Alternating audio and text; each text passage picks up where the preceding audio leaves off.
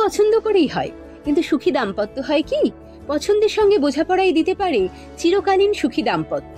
সুখী দাম্পত্যের জন্য এখনই লগ ইন করুন mysoulmate.co.in এ বা ডাউনলোড করুন মাই সোলমেট ম্যাট্রিমনি অ্যাপ।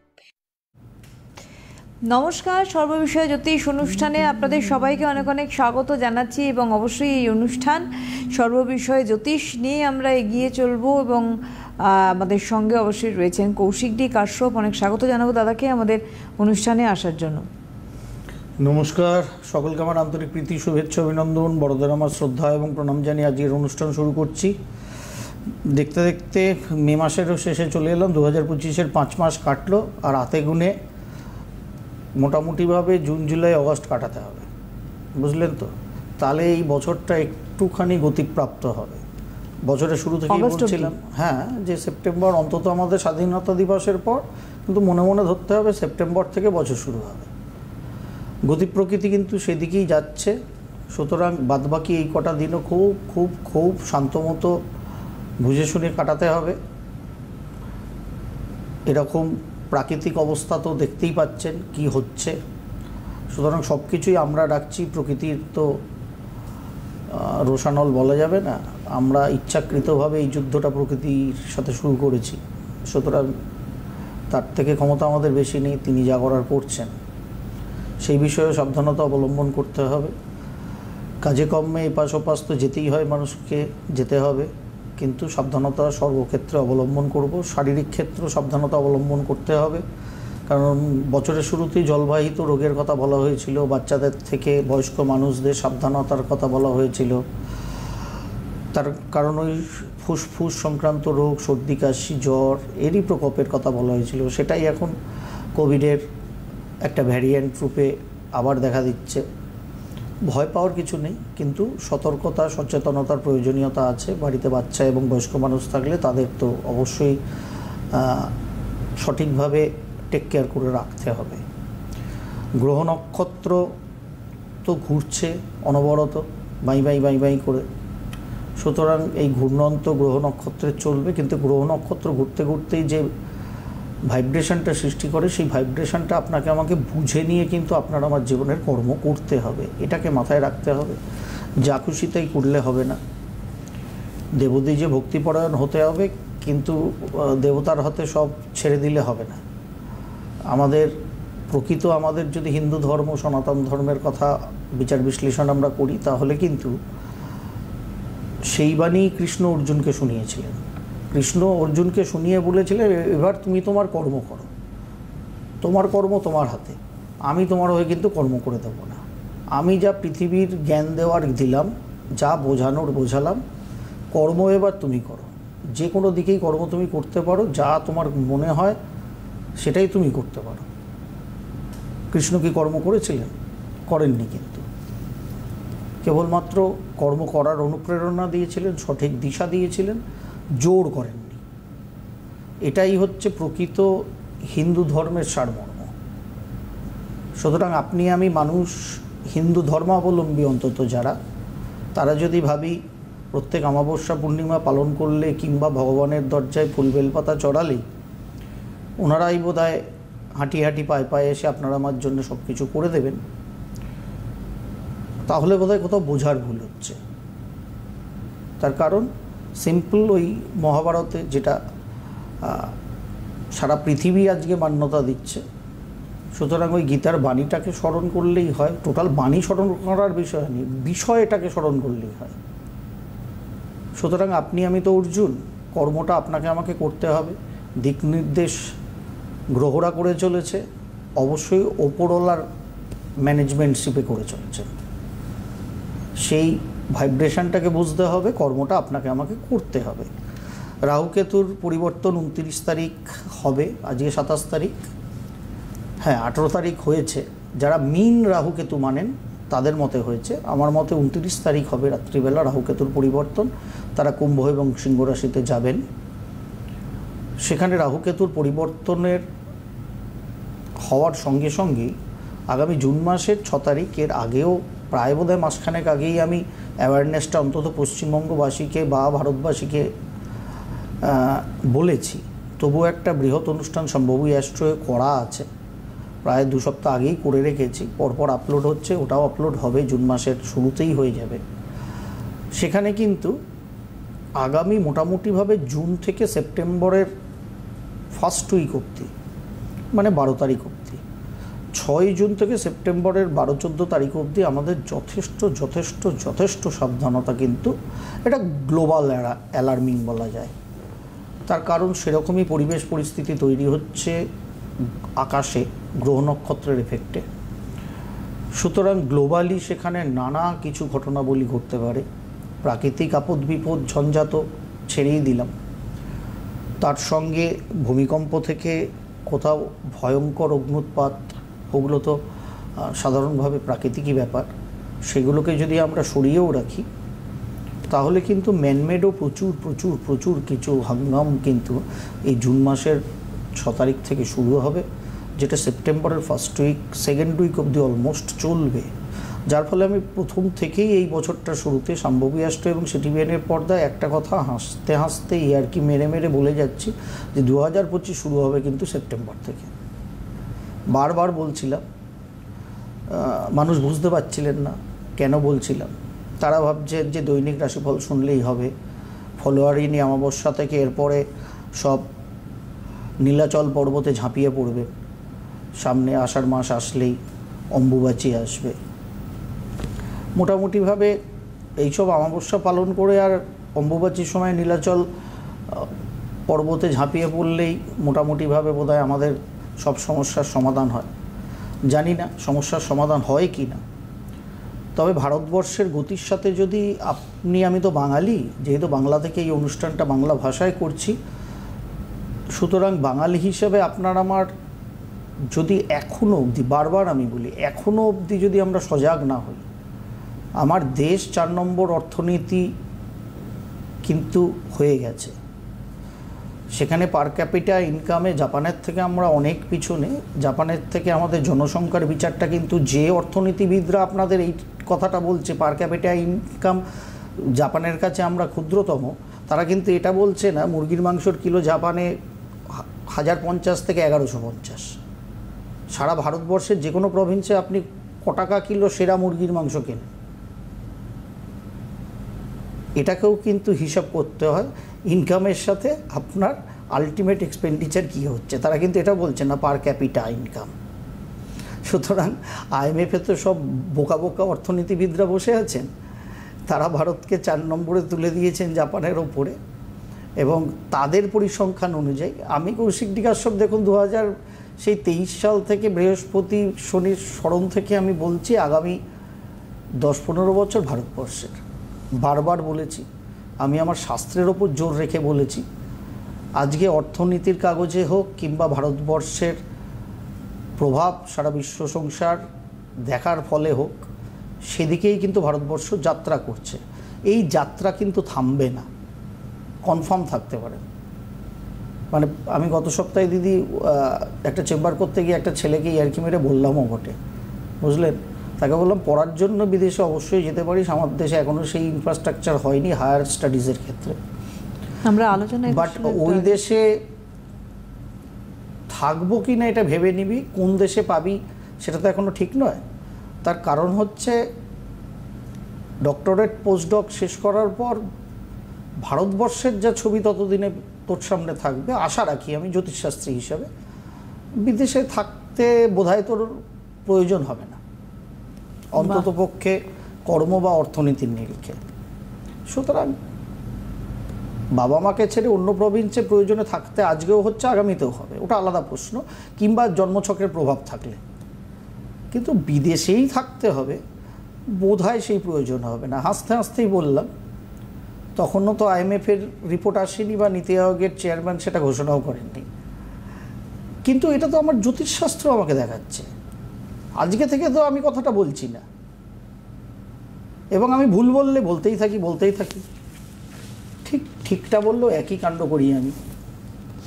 যার ফলে এখানে কোনো ফলোহারিনী অমাবস্যা নেই, এখানে অম্বুবাচীর নীলাচল পর্বতে ঘোরাঘুরি নেই, সব অমাবস্যা সব পূর্ণিমে আছে, যদি সেটার বোধ থাকে আপনার আমার। আর যদি বোধজ্ঞান শূন্য হয়ে ভাবি সব ভগবান কৃষ্ণই করে দেবেন, আপনি আমি অর্জুনের কর্মটা করব না, তাহলে কিন্তু জ্যোতিষশাস্ত্র তো ছেড়েই দিন, ও দেবদি যে ভক্তিপরায়ণ, আপনার মনে হচ্ছে আপনি বোধহয় খুব ভক্তিপূর্ণ মানুষ, অ্যাকচুয়ালি ওটা মূর্খামি হচ্ছে।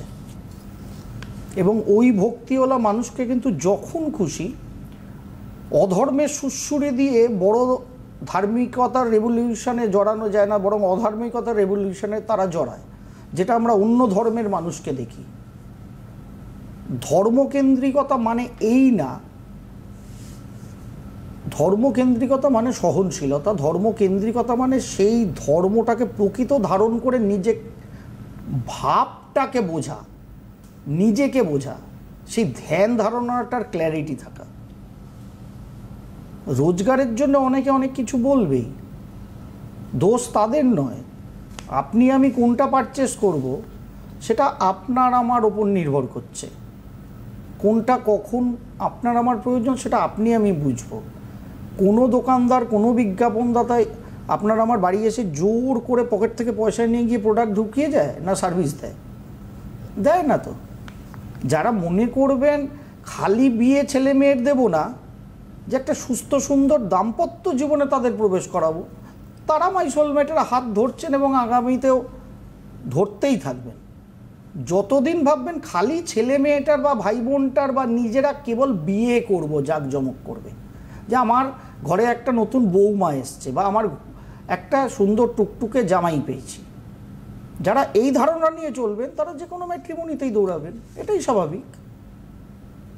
আর যারা ভাববেন না এইটার সঙ্গে বেস্ট যেটা দরকার, একটা সুস্থ সুন্দর দাম্পত্য দরকার, তাদের সঠিক বোঝাপড়া দরকার সেই দাম্পত্যকে চালাতে গেলে, তারা মাই সোলমেটের প্ল্যাটফর্মে আসবে। মাই সোলমেটও আপনাদের কাছে অ্যাড দেখাচ্ছে, শয়ে শয়ে ম্যাট্রিমোনিয়াল সার্ভিস খালি ভারতেই আছে, তারাও অ্যাড দিচ্ছে। গ্রহণ কি কোনটা করবেন সেটা আপনার আমার ওপর নির্ভর করছে সব ক্ষেত্রে, যার ফলে এটাকে ভেবে চলবেন। আগামী দিন অন্তত 4 মাস ব্যক্তিগত জীবনে, সামগ্রিক জীবনে অ্যাওয়ার্ড থাকতে হবে, চোখ খোলা থাকতে হবে। আর দেশ দুনিয়ায় কি হবে হিন্টস 1-2 মাস আগের অনুষ্ঠান থেকে আমি দিতে থাকছি। বৃহৎ আকারে সম্ভবী অ্যাস্ট্রয় এই শুরুতেই হয়তো শনি রোববার বা সোমবারের মধ্যেই আগামীতে আপলোড হয়ে যাবে, গ্লোবাল সিনারিও সমেত কি হতে চলেছে এই জুন মাস থেকে, বোধহয় সেদিকেই যাবে, তাই না? ধর্মকেন্দ্রিক উগ্রপন্থা যদি বলা যায় এই মঞ্চ থেকে বা সম্ভবী অ্যাস্ট্রোর মঞ্চ থেকে, তাহলে এইগুলো বলা তো কোনো ব্যাপারই না। হ্যালো, হ্যাঁ হ্যাঁ নমস্কার, আমি ডোমকলা। নমস্কার আপনাকে। প্রণাম। আমি আপনার অনুষ্ঠান দেখি, ইউটিউবে দেখি, যে সময় পাই না, আমি যেহেতু চাকরি করি তো সেহেতু আমি সময় পাই না। যখন সময় পাবেন, যখন সময় পাবেন তখনই দেখবেন। সেই জন্য তো ইউটিউব বাবার নামে একবার সবসময় জয়গান গাইবেন। হ্যাঁ তো দাদা, আমি মানে আমার অনুষ্ঠান দেখি, আমি সায়েন্টিফিক অ্যাস্ট্রোলজি করেন, আমার খুব ভালো লাগে। অ্যাস্ট্রোলজিটা দিদি একটা কথা একটু পরিমার্জিত করে দিই আপনাকে, সায়েন্টিফিক অ্যাস্ট্রোলজি আমি করি না, অ্যাস্ট্রোলজিটা প্র্যাকটিক্যালি সায়েন্স। সুতরাং অ্যাস্ট্রোলজিটাকে চোখ কান খোলা রেখে কারোর বোধগম্য যদি প্রকৃত জ্যোতিষশাস্ত্রে হয়ে থাকে, সে সায়েন্সের বাইরে কি করে যাবে এটা তো বুঝতে হবে। এবং ঠাকুর দেবতাকে আপনি আমি যে মন্ত্র জপ করি, পাঠ করি, পুজো অর্চনা করি, আমাদের বেদ পুরাণের প্রত্যেকটা জিনিস অ্যাকর্ডিং টু সায়েন্স, যার ফলে আমাদের বেদ পুরাণে পৃথিবী থেকে সূর্যের ডিস্টেন্স যা বলা হয়েছে, আজকে সুপার সায়েন্টিস্টরা সেই দূরত্বটাকে কেবল 0.12% এরর পাচ্ছে মাত্র, মানে অলমোস্ট ঠিক। সুতরাং একে যদি আমরা সায়েন্স না মনে করি, সুতরাং এটা কৌশিক ডিকাশ্যপের ক্রেডিটই না দিদি, আপনি আমাকে ক্রেডিট দিলেন তার জন্য থ্যাংক ইউ আপনাকে, but it's not my credit. এই ক্রেডিটটা অ্যাকচুয়ালি অ্যাস্ট্রোলজির আমাদের মহর্ষিদের, যারা এইরকম সুন্দরভাবে সায়েন্টিফিক ওয়েতে এটার বিন্যাস করে গেছে আপনার আমার জন্য। আপনার আমার কি বলবো, আমরা অ্যাকচুয়ালি ধৃতরাষ্ট্রের দলে তো, যার ফলে বহির্চক্ষুই খোলা রাখি না, চোখ খোলা রেখে ভাবছি বোধহয় দেখছি সব, অ্যাকচুয়ালি খরগোশের মতো আমরা, অন্তর্চক্ষু বুঝে বসে আছে। এই কি করব বলুন। যাই হোক, thank you for that, for your compliment. আমার কমপ্লিমেন্ট পাওয়ার দরকার নেই। অ্যাস্ট্রোলজি, প্রকৃত সায়েন্টিফিক অ্যাস্ট্রোলজির আপনি গুণমুগ্ধ শ্রোতা, তার জন্য থ্যাংক ইউ আপনাকে। বলুন কার জন্য? আমি সবসময় সত্যিটাই বলি দাদা, আমার মেয়ের জন্য দাদা খুবই সমস্যার মধ্যে। আচ্ছা, মেয়ের নাম বলুন, মেয়ের নাম বলুন। মেয়ের নাম সৃজা বিশ্বাস। আমি চাইলে একটু ধীরে ধীরে বলুন, কি নাম বললেন বুঝলাম না। সৃজা বিশ্বাস। হ্যাঁ বলুন। কোথা থেকে বলছেন জানো? আমি ডোমকল, মুর্শিদাবাদ থেকে। বলুন date of birth. Date of birth? হ্যাঁ হ্যাঁ, আমি চাইলেও আপনার সঙ্গে দেখা করতে পারছি না। কি 19/1/1987। 19/1/1987। সময় বলুন। সময় সকাল 10:35। সকাল 10:35। কোথায়? মুর্শিদাবাদে, কান্দিতে। কান্দি? হ্যাঁ, কান্দি মুর্শিদাবাদ। দাঁড়ান এক সেকেন্ড। কি বার ছিল? সোমবার ছিল। রাশিটা জানি দাদা, সিংহ রাশি। হ্যাঁ হ্যাঁ, মীন লগ্ন সিংহ রাশি দেখা যাচ্ছে, হ্যাঁ, তাই তো? এটা ঠাকুরমশাই করে দিয়েছেন আমার। মীন লগ্ন সিংহ রাশি, মূল গ্রহরা সকলেই মার্গী অবস্থায় বসে আছে। হ্যাঁ বলুন কি হয়েছে? লগ্নে মঙ্গল রাহু, সপ্তমস্থ কেতু, দ্বাদশে বিয়ে হচ্ছে না বৃহস্পতি, একদম, ষষ্ঠে। মানে মেয়েরই পছন্দ হচ্ছে না। চাকরি করা ছেলে চাইছে, ওদের একটু দেখতে ভালো হওয়া চাই, এই জন্য মেয়ে বিয়ে হচ্ছে না আর কি। আমিও চেষ্টা করছি। এটা তো আপনার সমস্যা না, এটা তো মেয়ের সমস্যা। হ্যাঁ, মেয়েরই সমস্যা। তাহলে এবার লগ্নস্থ মঙ্গল রাহু কারুর যদি থাকে, সেই মঙ্গল রাহু তাকে আমাদের মানে অজিত ডোভালও বানাতে পারে, আবার তাকে লস্করি তৈবার প্রধান ওই কি যেন ওই উগ্রপন্থীও বানাতে পারে। কারণ মঙ্গল রাহু ভয়ঙ্কর এনার্জেটিক, বুঝেছেন? দাবানলের মতো শক্তি আছে। এবার ওই শক্তিটা যেহেতু লগ্নে ঢুকে বসে আছে, লগ্ন মানে তো আমাদের টোটাল শরীর, মস্তিষ্ক থেকে পায়ের পাতা অবধি। এবার ওই ভয়ঙ্কর এনার্জিটা যদি প্রপার ওয়েতে প্রবাহিত হয়, তাহলে আমরা প্রোডাক্টিভ কর্ম করব।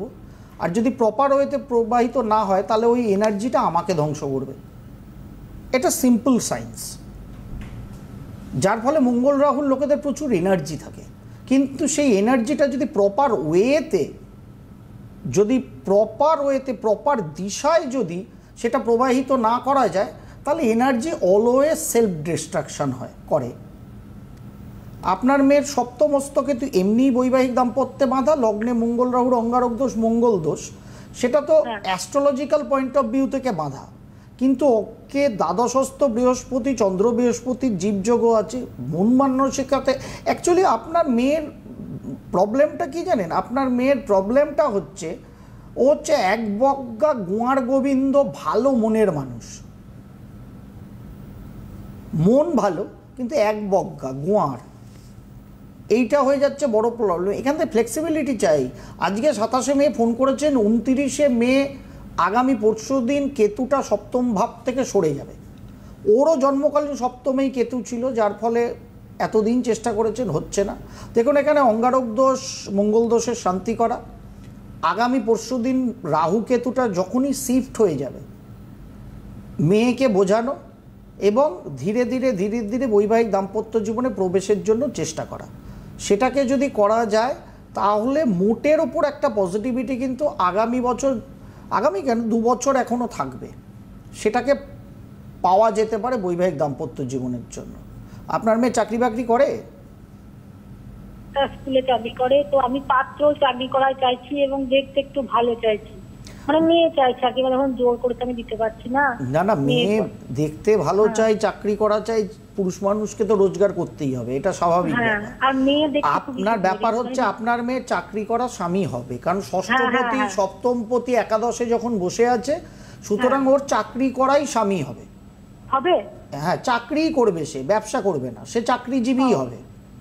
এবার সরকারি বেসরকারি প্রশ্ন করবেন না, ওখানে আমি নেই। চাকরিজীবী হবে, এটা কনফার্ম করছি, বুঝলেন? এটা কনফার্ম। কিন্তু বাদবাকি রইল বাকি দেখতে সুন্দর। সপ্তমস্থ কেতু বসে আছে, সপ্তমপতি বুধ রবি যুক্ত হয়ে বসে আছে। আমি যদি D9 চার্টটাকে ওর খুলি, তাহলে ওর লগ্নে রাহু, সপ্তমে কেতু, D9 চার্টেও আছে। বুঝতে পেরেছেন? এবার আপনার মেয়েকে বলুন যে তুই চাইছিস হয়তো ঋত্বিক রোশন, মুখটা সুন্দর ঋত্বিক রোশনের মতো হলো, কিন্তু চেহারাটা ঋত্বিক রোশনের মতো হবে না হয়তো। অতএব 50% ওকে কিন্তু কি বলবো আমি, মানে 50% ছাড়তে হবে, 50% ধরে রাখতে হবে। কারণ সপ্তমে কেতু আছে, সব চাহিদা পূর্ণ করবে মেটেরিয়ালিস্টিক লাইফে, এটা যদি করে তাহলে অ্যাস্ট্রোলজির সায়েন্স ফেল করবে। আর এটা না করলে কিন্তু সারা জীবন বাড়িতে বসে থাকতে হবে আপনার মেয়েকে, এটাকে মাথায় নিতে বলুন। সুতরাং 50-50 অবশ্যই চাহিদা একটা মানুষের থাকবে, কিন্তু সেই চাহিদাটা কিন্তু গুয়ার তুমির বশে হলে তাহলে কিন্তু সারা জীবন আইবুড়োই থাকতে হবে। হ্যাঁ, মানে লম্বা হবে না, একটু মানে শর্ট সাইজে হবে, একটু বলুন দাদা। কি বলছেন আপনি? এত এভাবে হয় নাকি? এত কিছু করতে গেলে আমাকে 10খানা চার্ট খুলতে হবে। আপনার সব প্রশ্নের উত্তর আমি দিয়ে দেব। না ফর্সা হবে এরপরে বলবেন আপনি। সব প্রশ্নের উত্তর, কালো, ফর্সা, লম্বা, বেটে, তার চুলটা দিদির মতো কোকড়ানো হবে না আমার মতো ফেরফেরা হবে, সব বলা যায়। কিন্তু তার জন্য 10খানা চার্ট আমাকে খুলতে হবে, যেটা সময় এখানে নেই, চেম্বারেও সাধারণভাবে থাকে না। আর আধুনিক যুগে ওসব বেকার। সব থেকে ভালো হয় একটা এআই দিয়ে জেনারেট করতে বলুন আপনার মেয়েকে, তার নিজের বর, আর যদি রক্ত মাংসের মতো দেখতে লাগে তাহলে কুমোরটুলিতে অর্ডার দিতে বলুন, তাহলে বিয়ে হবে এরকম। তাহলে দেখেছেন দিদি, শোনাচ্ছিলাম আমি গীতার মূল কথা, যে কৃষ্ণ জ্ঞান দিলেন, অর্জুনের হয়ে কিন্তু কর্ম করলেন না, কেবল বললেন আমি জ্ঞানটা দিলাম, দিশাটা দেখালাম, তোমার কি করা উচিত কি করা উচিত না আমি তোমাকে বোঝালাম, কর্ম এবার তোমার সখা। দেখেছেন প্রভাব? আমরা যদি জ্যোতিষশাস্ত্রের এই জন্ম ছকটাকে এবং তার মধ্যে অবস্থিত গ্রহ নক্ষত্রের অবস্থানটাকে কৃষ্ণ ধরে নিই, তাহলে তিনি কি কি প্রভাব বিস্তার করেছেন, কি কি দিশা আছে, কি কি দিশায় চলা উচিত, গ্রহরা ইন্ডিকেট করছে, মানে কৃষ্ণরূপে গ্রহরা অবস্থান করছে। এবার জন্মছকটাকার আমার, মানে কর্মটাকার আমার, কারণ লগ্ন তো আমি।